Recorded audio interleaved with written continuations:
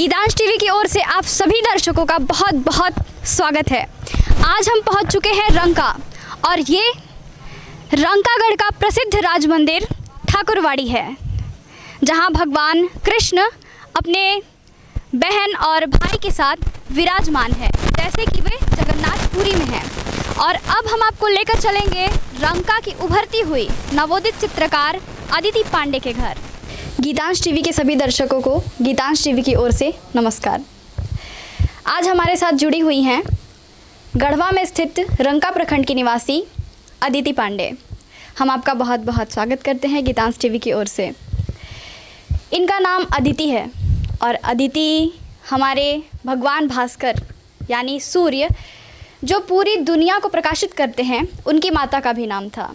और ये अपनी कला से अपने प्रखंड को ऐसे ही प्रकाशित कर रही हैं।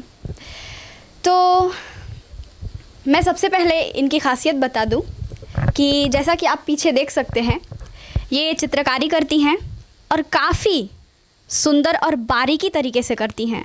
साथ साथ इन्हें बचपन में मूर्तियां बनाने का भी शौक़ था। हम सबसे पहले जानना चाहेंगे कि आप इस क्षेत्र में कैसे आईं? आपकी प्रेरणा के स्रोत में मतलब क्या रहा? मेरे प्रेरक मेरे पिताजी रहे हैं, और ये हमारी बचपन से ही हुनर रही है। अगर कहें तो भगवान के दिया हुआ एक तोहफा, उसी को निखारते चले गए अपनी मेहनत से, और आज यहाँ तक पहुँचे हैं। आम तौर पर जैसा कि आप एक लड़की हैं, और गढ़वा हमारा शहर काफ़ी छोटा है और बहुत ज़्यादा विकसित भी नहीं हुआ। ऐसे क्षेत्र में लड़कियों को, खासकर कला क्षेत्र के लिए, जब वो एक कला क्षेत्र को चुनती हैं तो बहुत कुछ सुनना पड़ता है, सहना पड़ता है। लोग समझते हैं कि कला क्षेत्र में क्या करेगी, थोड़ा पढ़ लेती, डॉक्टर या फिर कुछ और इस टाइप का पढ़ाई करती तो करियर बन जाता। तो आपको मतलब इस क्षेत्र के लिए घर से क्या परिवेश मिलता है? घर से ही हमें सपोर्ट मिला है। इस क्षेत्र में आगे बढ़ने के लिए हमें हमारे पिताजी ही कहे हैं कि इसमें आगे बढ़ो। जैसे कि क्या होता है कि हमारे घर में सभी पढ़ाई कर रहे हैं, सभी इंजीनियर बन रहे हैं, डॉक्टर बन रहे हैं, तो हमारा भी क्या था कि एक समय में ऐसा दिमाग में ऐसा आया था कि हम भी कुछ तैयारी करें। तो इस क्षेत्र को हम एक तरह से छोड़ दिए थे कुछ समय के लिए, मगर हमारे पिताजी ने हमें सही मार्ग दिखाया कि नहीं, इसी में तुम्हारा आगे जीवन चलेगा, इसी को तुम आगे ले जाओ। और आज जो भी है हमारे पिताजी के ही वजह से, हमारी माताजी की भी वजह से हुआ है।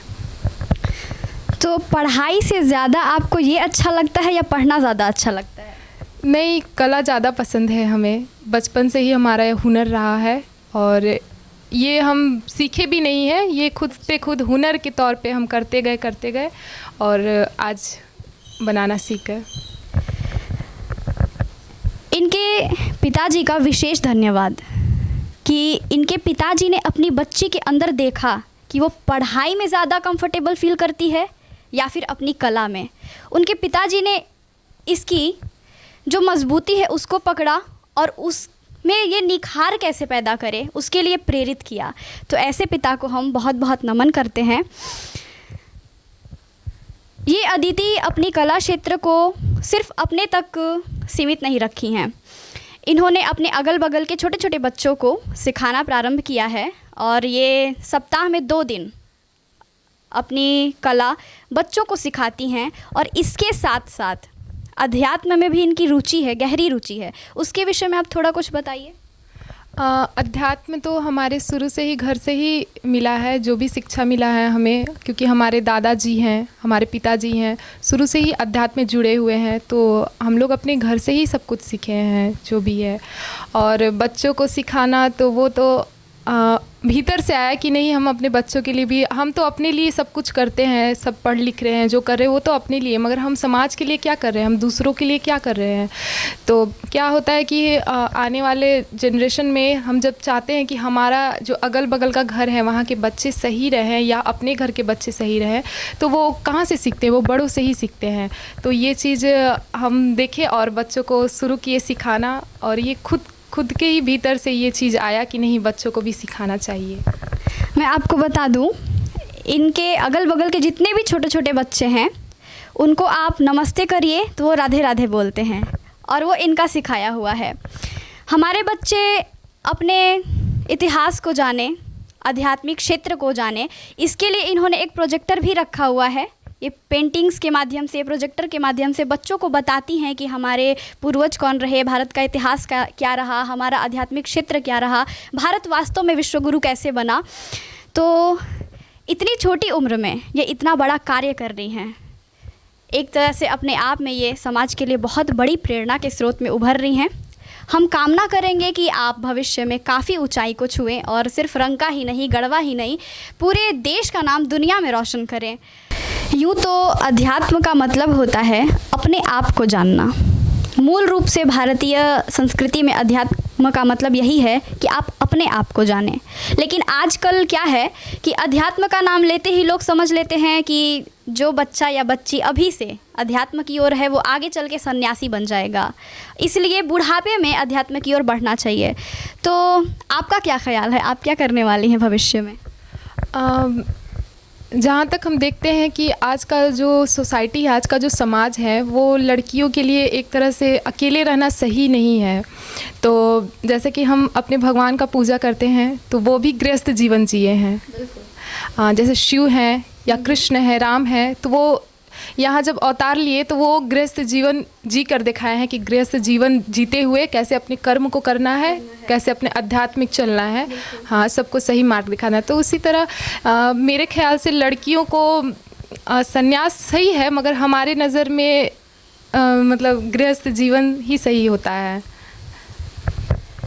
तो एक धारणा जो लोग बना चुके हैं कि अध्यात्म का मतलब संन्यास, तो इन्होंने बताया कि अध्यात्म की ओर बढ़ते हैं यानी भगवान की ओर बढ़ते हैं। तो जब हमारे भगवान खुद गृहस्थ जीवन रहकर अपने कर्मों को किए हैं तो फिर ज़रूरी नहीं है कि संन्यास लेकर ही अध्यात्म की ओर बढ़ा जा सकता।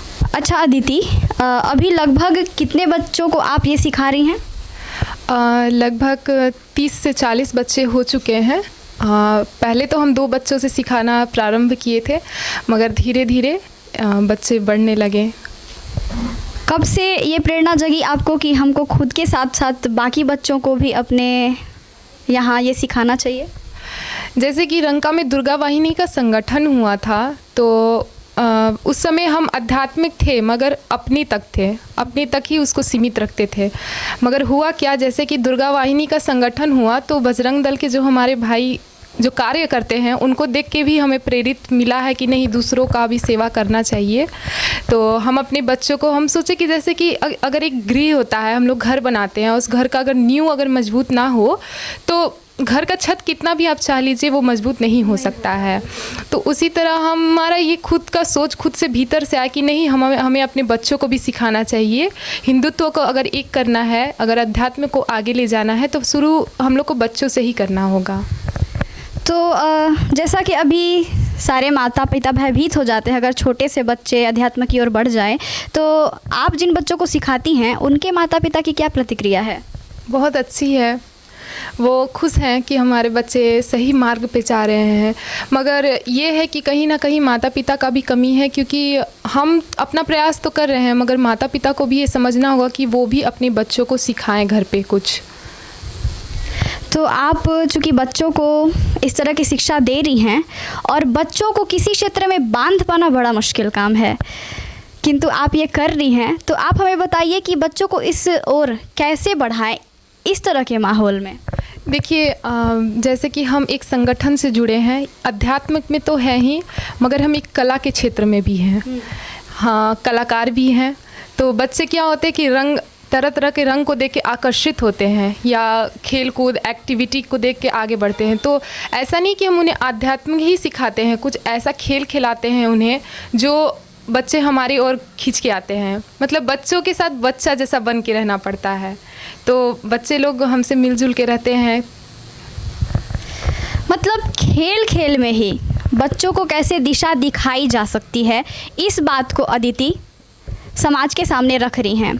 जैसा कि माहौल बिगड़ रहा है, तरह तरह की विकृतियां समाज में आ रही हैं, पाश्चात्य संस्कृति तेज़ी से बढ़ रही है, लेकिन उसको रोका जा सकता है अगर बच्चे को प्रारंभ से अच्छी शिक्षा मिले, ज़रूरी नहीं है कि दिन भर उसको इस पे भाषण मिले, लेकिन थोड़ा थोड़ा वक्त अगर हम बच्चे को सही दिशा देने में लगा सकते हैं तो वो उसके लिए सार्थक होगा और समाज में भी एक अच्छा निर्माण होगा। जिस तरह से आचार्य विष्णु शर्मा जी पंचतंत्र के माध्यम से बच्चों में रोचक ढंग से शिक्षा को प्रेषित करते थे, वैसे ही ठीक वही तरीका इन्होंने भी अपनाया है आसपास के बच्चों को अध्यात्म से जोड़ने के लिए, उनमें अच्छी शिक्षा भरने के लिए। आप चित्रकला जगत में काफ़ी ऊंचाई को हासिल कर रही हैं, धीरे धीरे बहुत आगे बढ़ रही हैं, तो अब तक कहाँ कहाँ आपने सम्मान पाया है? जैसे कि हम बहुत सारे कॉलेज में पार्टिसिपेट किए हैं, वहाँ भी बहुत सारे मेडल्स पाए हैं, सर्टिफिकेट, और स्कूल से डिस्ट्रिक्ट लेवल पे भी बहुत बार गए हैं, वहाँ से स्टेट लेवल पे भी गए हैं।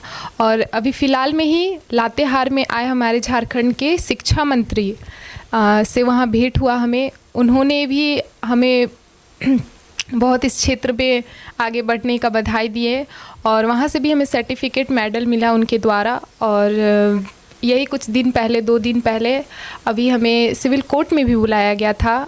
हमने कोई पार्टिसिपेट किया था पेंटिंग कंपटीशन में और शिक्षा का कुछ था, तो उसमें हम फर्स्ट आए थे, फर्स्ट पोजीशन। तो वहाँ पे सभी आए हुए थे, एसपी आए थे, डीएसपी आए थे, तो उनके द्वारा भी हमें सर्टिफिकेट मिला है। जैसा कि आपने देखा कि ये ज़िले में, राज्य में लगातार सम्मानित हो रही हैं और इनका काम सिर्फ यहीं तक नहीं है, ये अपनी पेंटिंग्स को सेल भी करती हैं। तो जाहिर सी बात है कि इनकी पेंटिंग में कुछ ऐसी बात होगी। तो हमें अपनी चित्रकारी के बारे में बताइए कि विशेष तौर पे, चूँकि इसमें बहुत सारे क्षेत्र होते हैं, तो विशेष तौर पे आप किस तरह की पेंटिंग्स बनाती हैं? अध्यात्म से जुड़े हुए हैं तो आध्यात्मिक कला ज़्यादा हमें पसंद है। जैसे कि हमारा जो भारतीय नारी जो होती हैं, उनका जो सौंदर्य होता है, श्रृंगार होता है, उस पे हमें चित्रकला करना बहुत पसंद है। जैसे बनारस का घाट है, तो बनारस का घाट बनाना पसंद है। मतलब जो भी पेंटिंग हो वो प्राकृतिक से जुड़ी हो, वो आध्यात्मिक से जुड़ी हुई हो, भगवान से जुड़ी हुई हो, वैसी पेंटिंग हमें ज़्यादा करना पसंद है। और किस तरह के कलर्स यूज़ करती हैं? मतलब किस तरह की चीज़ें आप प्रयोग में लाती हैं? जैसे कि कला अगर आपके हाथों में है तो आपको कलर का भी ज़रूरत नहीं है। मतलब समझिए ये कि हम सिंदूर से भी पेंटिंग करते हैं। जैसे सिंदूर को पिघलाकर उसमें जल को मिलाकर मिश्रित करके और उससे बनाना, तो एक तरह से देखिए तो हम ज़्यादा एक्रेलिक कलर और पेंसिल कलर, ये सब जो होते हैं उसका ज़्यादा प्रयोग करते हैं, चारकोल पेंसिल ये सब का। अच्छा, ये जो आपकी पेंटिंग है, इसमें चेहरे पे आप देख रहे हैं पानी की बूंदों को कितने स्पष्ट तरीके से उभारा गया है और इन्होंने कहीं भी सीखा नहीं है, बस फ़ोन में देख के, बाकी लोगों से देख के प्रेरणा पाई है। तो इसके बारे में कुछ बताइए, इसमें क्या क्या प्रयोग किया है आपने? जैसे कि ये पेंटिंग जो है ये हमारे भगवान विष्णु का पेंटिंग का है। इसमें इनके शांति और करुणा का झलक दिखाया है, जिसमें यहाँ पे कमल और फूलों का जो श्रृंगार दिखाया गया है। जैसे कि अधिकांश हम देखते क्या है कि भगवान का जो श्रृंगार होता है वो ज्वेलरी से होता है, मतलब कि सोने का ऐसा होता है। तो हम कुछ हट के करना चाहते थे, तो यहाँ पे हमने क्या किया है कि इनको पूरा प्राकृतिक से मिलाया है हमने। इनका जो चेहरा आप देखिएगा तो ये पत्थर के जैसा दिखेगा आपको, और इनका जो श्रृंगार है वो पुष्प से किया गया है। ये एक्रेलिक पेंटिंग है। अच्छा, मतलब मूल रूप से अपने नाम की तरह ये प्रकृति से ही जुड़ी हुई हैं और प्राकृतिक चीज़ों को ही ज़्यादा पसंद करती हैं।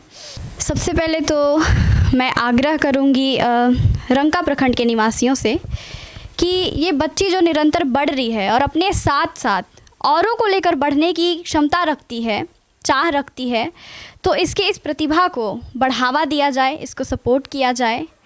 और हम आपके लिए कामना करते हैं कि बढ़े निरंतर हो निर्भय, बढ़े निरंतर हो निर्भय, गूंजे भारत की जय जय। और अंत में आप लोगों को क्या संदेश देना चाहेंगी कि अपने बच्चियों को कैसे बढ़ाया जाना चाहिए और किस तरह से उनको मोटिवेट करना चाहिए?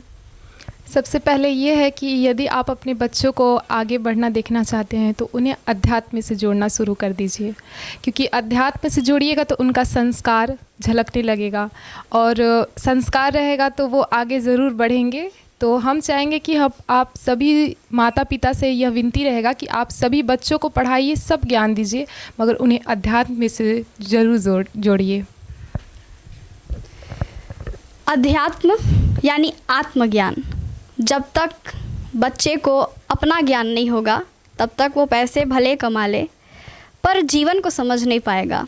तो जीवन को समझने के लिए अध्यात्म बहुत ज़रूरी है, और संस्कार के साथ बढ़ने के लिए भी अध्यात्म बहुत ज़रूरी है।